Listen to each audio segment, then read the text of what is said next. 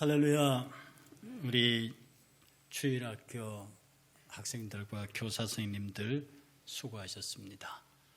그리고 우리 중고등부 청년, 우리 부목사님, 전도사님, 그리고 여러 교사 선생님들 수고하셨습니다. 우리가 미래를 아무리 이야기하고 꿈을 꾸어도 우리들의 젊은이들이 그 뒤를 따라오지 못하면 아무 의미 없는 것이라 우리가 이들을 위해서 더욱더 많이 생각하고 정성과 사랑을 기울여야 할 줄로 믿습니다. 오늘 수고한 여러분들에게 하나님 은혜와 복 주심이 함께 하시기를 주의 이름으로 축복합니다. 제가 꽃꽂이를 보고요, 아침에 일부 예배 때 보고 뭐 저렇게 예쁘게 생긴 꽃이 있나고 가만히 쳐다봤더니 비둘기예요.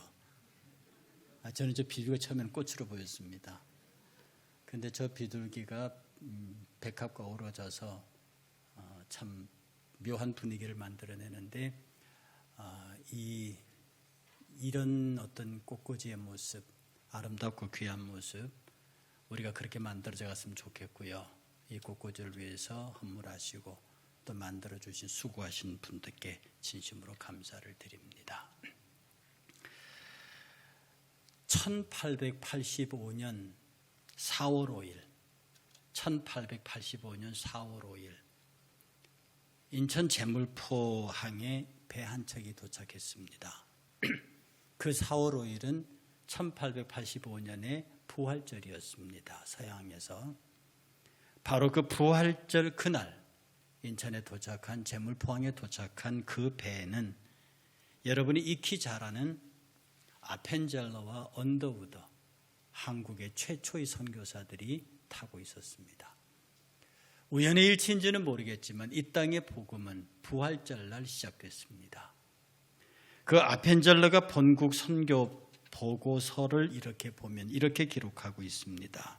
우리는 부활절에 이곳에 왔습니다. 그날 사망의 철장을 쳐부수고 부활하신 예수께서 조선의 결박을 풀어주시고 하나님의 자녀로 빛과 자유의 세계로 인도해 주시기를 기도했습니다. 이것이 아펜젤러가 처음 한국 땅에 도착하면서 기도했던 내용이고, 바로 그 기도를 따라서 오늘 한국교회가 지금 저와 여러분에게까지 복음이 이르러 교회의 성장을 가져왔습니다. 기독교는 십자가로 시작해서 부활로 마감하는 종교입니다. 기독교의 D-Day는 십자가요, 기독교의 V-Day는 부활입니다.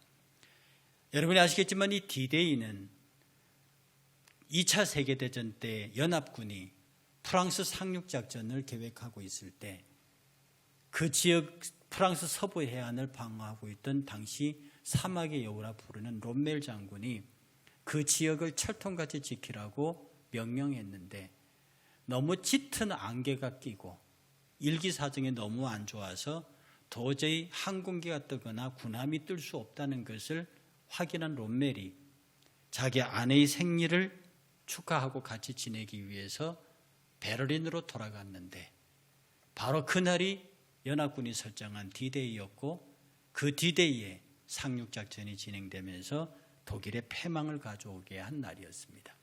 그래서 최후의 마지막 일전을 위한 궁극적인 승리의 시작을 알리는 날, 우리는 이것을 D-Day라고 하고, 그냥 D-Day면 별로 의미가 없겠지만 그 전쟁이 승리로 끝나는 V-Day가 있습니다. 이것은 독일이 항복한 날이었습니다. 독일이 항복하는 날, 유럽에서 전쟁이 끝나는 그 V-Day. 그래서 2차 대전은 최후 전쟁의 D-Day에서 시작해서 V-Day에서 끝이 났습니다. 오늘 크리스찬들의 신앙의 삶이 바로 D-Day라고 하는 마지막 최후의 전쟁, 십자가, 예수 그리스도의 십자가에서 시작했고, 사후로 부활하신 예수 그리스도의 부활이 바로 V-Day가 됨으로써 우리의 삶은 고통 없이 면류관 없다, 십자가 없이 구원 없다, 죽음 없이 부활 없다고 하는 신앙의 대명제를 가지면서 저와 여러분들에게 신앙의 큰 두 틀, 즉 십자가와 부활이라고 하는 두 기둥이 우리에게 자리 잡게 됐고, 이 십자가 부활은 따로 떨어지는 기둥이 아니라 둘이면서 하나로 동전의 양면처럼 어느 하나만을 얘기하면 의미가 없는 그런 것으로 저와 여러분들에게 다가와 있습니다.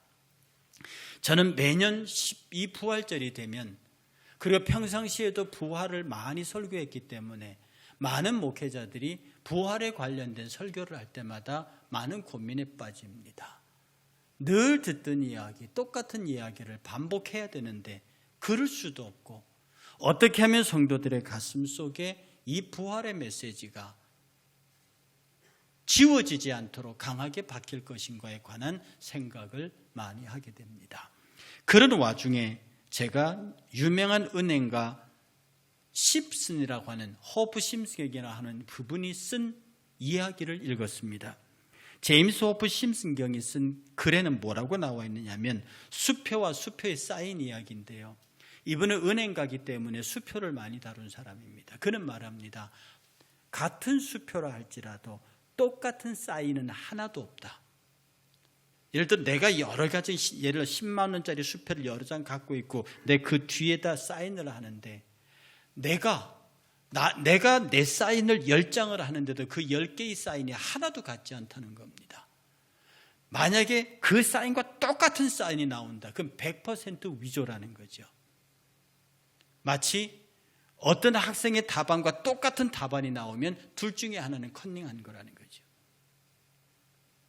저는 이 생각에 부딪히면서, 그렇다, 부활이 우리에게 다가올 때, 부활이 나와 여러분들에게 다가올 때 어떤 형태로 다가오느냐, 나에게 그 부활이 부딪힐 때 나는 뭐라고 말해야 되며, 나에게 부활이 현실로 다가올 때 나는 그것을 어떻게 표현해야 될까? 이 부활의 메시지가 성도들에게 어떻게 각인될 수 있을까? 라고 하는 생각과 더불어 수표와 사인에 대한 이야기 속에서 오늘 본문을 가지고 주님은 이렇게 말했습니다. 내가 사인 다 주지 않았느냐? 부활이라는 수표에 네가 사인할 사인이 무엇인지를 내가 말하지 않았느냐? 부활의 예수, 그 말씀의 메시지가 뭐냐? 오늘 본문은 4가지를 이야기합니다. 하나는 뭐냐 하면, 너희에게 평안이 있을지어다. 평안에 관한 이야기를 3번이나 하시면 오늘 본문 속에. 2번째가 뭐냐 하면, 나도 너희를 보낸다. 내 아버지께서 나를 보내신 것 같이 나도 너희를 보낸다. 부활하신 주님이 제자들에게 하시는 말씀입니다. 3번째가 뭐냐 하면, 성령을 받으라. 크게 호흡을 하시면서 성령을 받으라. 그리고 4번째 말씀하시기를 믿는 자가 되라. 꼭 보아야 믿느냐? 보지 않고 믿는 자가 더 복된 자가 된다.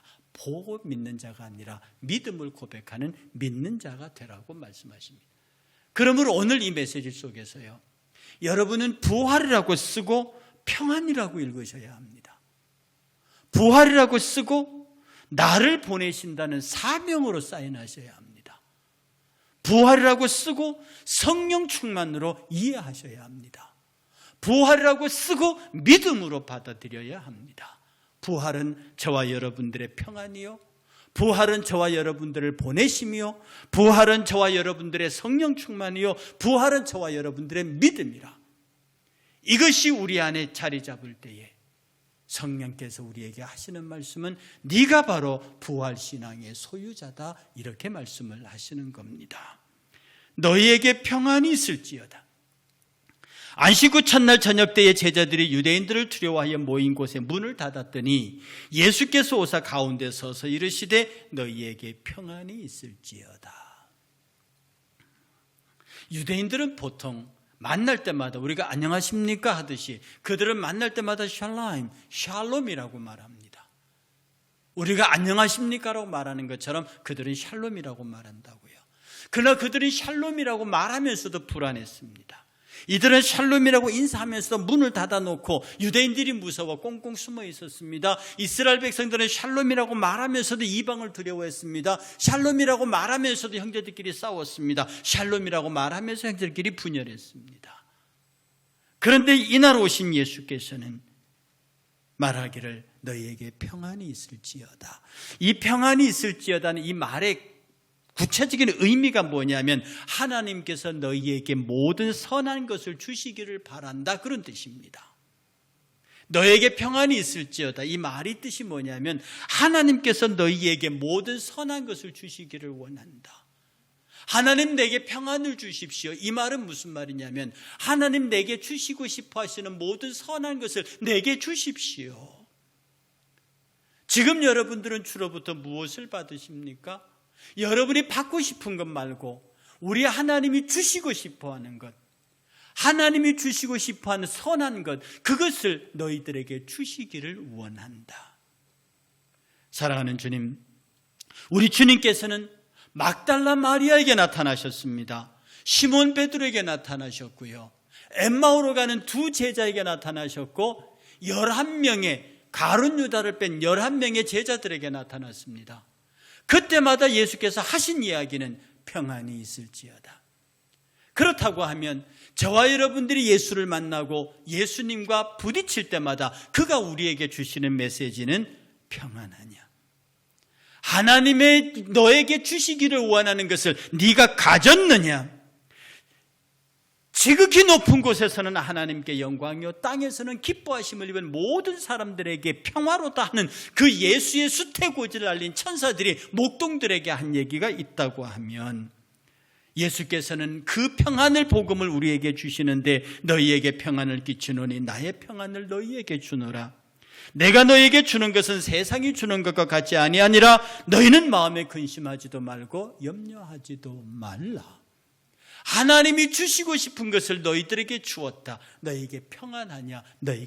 우리 주님은 우리에게 평안을 주시기를 원한다는 뜻입니다. 하나님께서 우리에게 가장 주시고 싶어하는 것이 무엇이냐? 평안이라는 것입니다.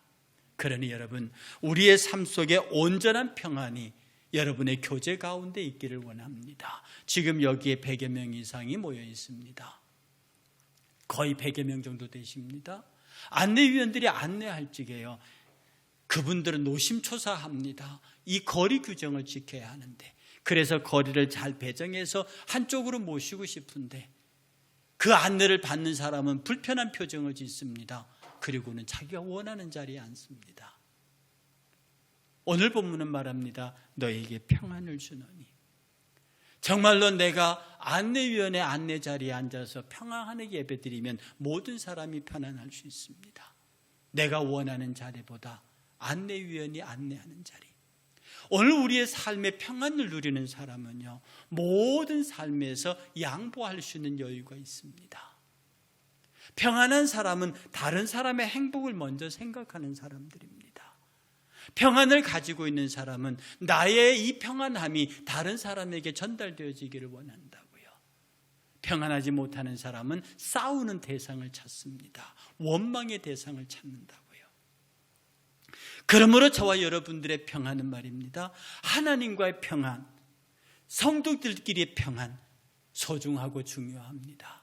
그러기 위해서 내가 하나님과 평안하고 성도들과 평안하기 위해서 저와 여러분들이 가장 노심초사해야 되는 것이 뭐냐? 여러분 자신이 여러분 자신 안에서 평안하셔야 합니다. 여러분의 과거와 화해하셔야 합니다. 여러분이 썩어져가는 구습을 쫓는 옛사람의 옛자아를 새사람이 그것을 장악해야 합니다. 여러분이 여러분을 용서해야 합니다. 여러분이 여러분을 축복해야 합니다. 여러분 안에서 또 다른 여러분 자신을 제어하지 못하니까 이 마음의 갈등이, 이 마음의 불편함이 공격의 대상을 찾습니다. 비난의 대상을 찾습니다. 오늘 지금 이 사회가 그렇지 않습니까? 누군가 욕할 대상을 찾습니다. 이 험하고 어려운 사태를 누군가에게 책임을 뒤집어 씌워야 합니다. 나는 아니라고 생각하면서 그 마음에 평안이 없기 때문입니다. 평안은 연결되는 것입니다. 평안은 같이 되는 것이고, 평안은 그에게 나의 것을 양보하는 것입니다. 예수께서 왜 그렇게 만나는 사람마다 부활 이후에 평안하냐라고 말씀하셨습니까? 부활 사건이 있기 전에는 독사의 자식들아, 채찍을 휘두르시고 좌판을 들러엎던 그 주께서 부활하신 이후에는 평안의 복음을 전하십니다. 네 마음속에 성령의 임재함을 통해서 네가 너를 용서하고 네가 네 형제와 자매들을 품고 그리고 하나님의 나라와 그 영광을 위해서 살지 않겠느냐. 이것이 너를 향한 하나님의 뜻이다. 이것이 너에게 주고 싶은 하나님의 것이다. 이 은혜를 소유하는 저와 여러분 되시기를 주의 이름으로 축복합니다. 두 번째 성경은 예수는 말씀하시기를 아버지께서 나를 보내신 것 같이 나도 너희를 보낸다고 말합니다. 하나님이 예수님을 왜 보내셨습니까? 왜 이 땅에 보내셨습니까? 우리의 죄를 용서하시고 우리로 하여금 영원한 하늘나라 백성이 되게 하셔서 영원토록 그를 찬양받게 하기 위해서 보내셨습니다. 인자가 온 것은 섬김을 받으려 함이 아니라 도리어 섬기려 하고 자기 목숨을 많은 사람의 대속물로 주려 함이라. 죽기 위해서 왔으며 우리를 섬기기 위해서 오셨다고 하는 것입니다. 주님은 당신은 우리에게 하나님의 나라를 전했습니다. 영원한 생명을 전했습니다. 그는 하나님의 전령사로서 우리가 장차 머무게 된 천국에 관하여 이야기하셨습니다. 그러면 예수께서 우리를 보낸다 하실 때에 어디로 보내겠습니까? 예수님은 여러분의 보냄을 통해서 여러분은 어디로 가겠습니까? 예수님의 보냄, 내가 너를 보낸다는 부활의 메시지의 두 번째 의미는 복음 전도입니다. 사명입니다. 내가 너희들 하나님의 말씀을 갖고 너희들에게 온 것처럼 내가 너희들을 보내는 것은 너희는 가서 모든 족속으로 제자를 삼아 아버지와 아들과 성령의 이름으로 세례를 베풀고 내가 너희들에게 가르쳐 분반 모든 것들을 지키게 하라. 볼지어다 내가 세상 끝날까지 너희와 항상 함께하겠다. 이것이 부활절 두 번째 사인입니다. 주님은 여러분을 보내시고 그냥 보내시는 것이 아니라 내가 너와 함께하겠다는 약속과 더불어 보내셨습니다. 가라 모세! 네가 빨리 바로에게 가서 내 백성들을 구하여 내라. 모세는 못 간다고 말합니다. 주여 나는 본래 말을 잘하지 못하는 자이니이다. 주께서 주의 종에게 명령하신 후에도 역시 그러하니 나는 입이 뻣뻣하고 혀가 둔한 자니이다. 모세가 이르되 주여 보낼 만한 자를 보내소서. 하나님은 그에게 가라고 말했는데 모세는 버팁니다. 말을 못한다고. 하나님이 뭐라고 말씀하십니까? 누가 사람의 입을 지었느냐? 누가 말 못하는 자냐? 누가 말 못하는 자나 못 듣는 자나 눈 밝은 자나 맹인이 되게 하였느냐? 나 여호와가 아니냐? 이제 가라. 내가 내 입과 함께 있어 할 말을 주리라. 하나님께서는 우리를 보내시면서 나 홀로 보내지 아니하시고 나와 함께 하시고 내가 해야 할 말, 내가 해야 할 일들에 관하여 구체적으로 개입하시겠다고 약속하셨습니다. 내가 너에게 분부한 것을 가르쳐 지키게 해라. 내가 너와 끝까지 함께 하겠다. 그러므로 저와 여러분들이 사명자가 되어서 이 시대를 살 때에 함께 내게 능력 주시는 자 안에서 모든 것을 할 수 있다는 신앙 고백을 통해서 여러분은 하나님과 함께 가는 부활의 메시지의 소유자가 되시기를 주의 이름으로 축복합니다. 세 번째 메시지는 성령을 받으라 하는 것입니다. 이 말씀을 하시고 그들을 향하여 숨을 내쉬며 이르시되 성령을 받으라. 너희가 누구의 죄든지 사하면 사해질 것이요 누구의 죄든지 그대로 두면 그대로 있으리라 하시니라. 성령을 받으라. 숨을 내쉬면서 성령을 받으라. 저는 이 말씀을 읽으면서 무엇을 연상하느냐 하면 하나님께서 진흙으로 사람을 지어놓고 그 진흙등이 만들어진 사람을 향해서 호흡, 루하후라고 하는 생기를 부어넣음으로써 그 흙등의 인간이 생명이 되었습니다. 그 흙등의 인간이 가만히 앉아 계세요. 가만히 앉아 계세요. 움직이지 말고. 성령께서 우리에게 하시는 말씀을 통해서 하나님이 빚으신 그 성령이 생명의 들어감을 통해서 그가 하나님의 호흡으로 움직이는 생명이 됩니다. 예수께서 죽은 우리들을 향하여 호흡하십니다. 성령을 받으라. 인간이 타락했을 때요, 뱀을 향해서 하나님께서 뭐라고 말했냐면 너는 배로 종신토록 기어다니며 흙을 먹으라 했습니다. 제가 여러분에게 몇 번 말씀드렸듯이 뱀은 흙을 먹지 않습니다. 뱀은 흙을 먹지 않습니다. 그런데 왜 뱀 보고 흙을 먹으라 했을까요? 그 뱀은 사탄입니다. 그 뱀은 마귀입니다. 흙은 생명이 들어가기 전에 인간입니다. 인간은 흙으로 만들었습니다. 그러므로 이 땅에서 아무리 호의호식하며 잘난 사람으로 살았다 할지라도 거기에서 생명이 빠져나가면, 성령이 없는 사람은 그는 흙덩입니다. 그가 에덴에서 하나님과 분리되는 인간 속에 들어가는 순간부터 그는 살아서 움직이나 그는 생명 없는 흙덩이라. 그 흙덩이에게 예수께서 성령을 집어넣으실 때에 그는 살아있는 하나님의 사람이 될 수 있다고 하는 사실입니다. 성령을 받으라. 저희가 이 말을 듣고 마음에 찔려 베드로와 모든 사도들에게 물어 가로되, 형제들아 우리가 어찌할꼬 하거늘 베드로가 가로되, 너희가 회개하여 예수 그리스도의 이름으로 세례를 받고 죄사함을 받으라. 그리하면 성령을 선물로 받으리라. 죄사함을 통해서 성령을 받고 그 성령 받음을 통해서 하나님의 은혜의 사람으로 부활자로 살게 하라는 뜻입니다. 사랑하는 여러분, 성령을 받지 않는 사람, 성령의 은혜 가운데 거하지 않는 사람은 하나님의 사람으로 살 수 없습니다. 흙덩이로 살아야 합니다. 하나님의 생명이 빠져버린 흙덩이로 그냥 육체의 생명만 있어서 육체의 생명만을 위해서 살게 만든다는 뜻입니다. 그러나 오늘 예수께서 성령을 받으라. 그러면 누구든지 네가 죄를 사하면 그 죄가 사해질 것이고, 네가 그 죄를 용서하면 그 죄가 용서될 것이다. 그대로 두면 그대로 둘 것이다.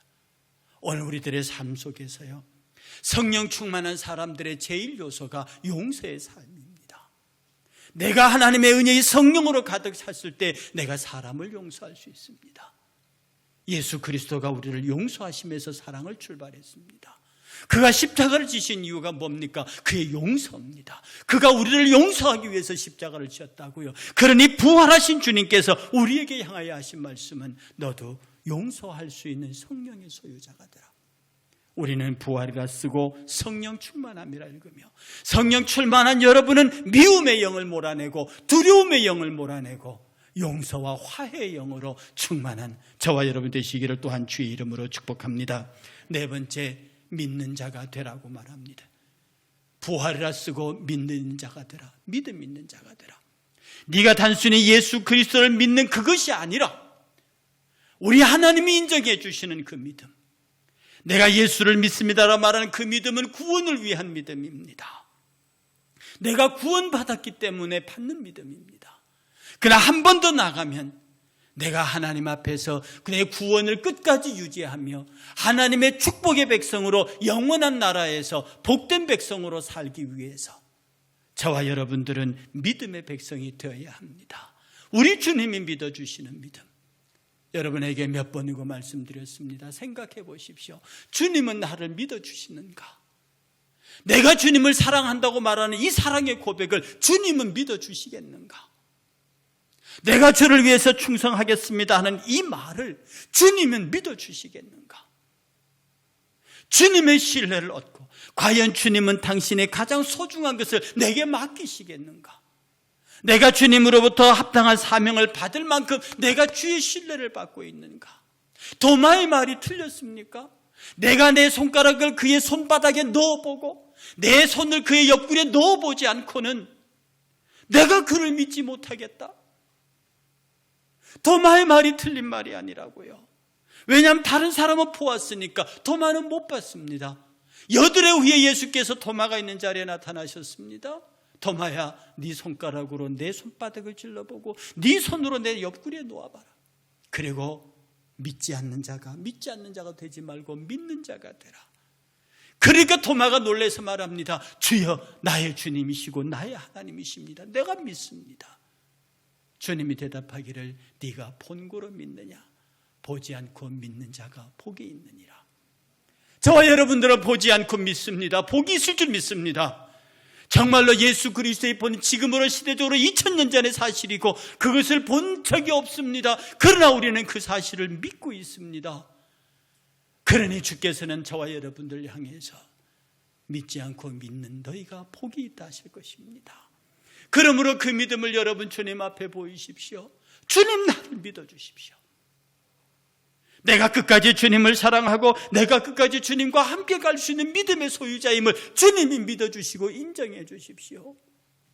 저는 이 부활의 아침을 기다리면서 저와 여러분이 40일 동안 릴레이 금식하거나 절식하며 보냈습니다. 목회자들은 일주일씩 금식하며 보냈습니다. 성경을 필사하며 보냈습니다. 그렇게 묵상하며 순환절 40기를 보내면서 우리 주님의 부활을 간곡히 기다렸습니다.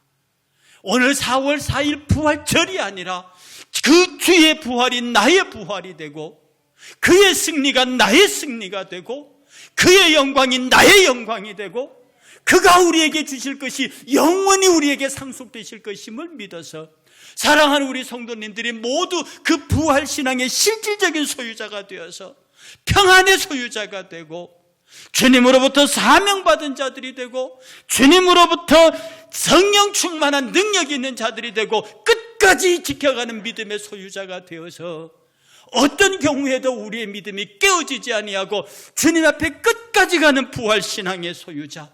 할렐루야, 우리 예수 부활 승천하셨네. 그 부활 승천하신 주님의 뒤를 따라서 주님이 나를 데리러 오실 그때까지 우리의 부활의 신앙을 지켜가자고 여러분에게 호소하기를 위해서, 여러분의 전적인 동의를 얻고자 위해서 저와 여러분이 함께 부활신앙의 승리자로 그렇게 매 순간 이 4가지 사인을 계속하면서 평생 동안 부활의 신앙을 지켜가 승리의 승천에 함께 동참하는 저와 여러분이 되시기를 주의 이름으로 축복합니다.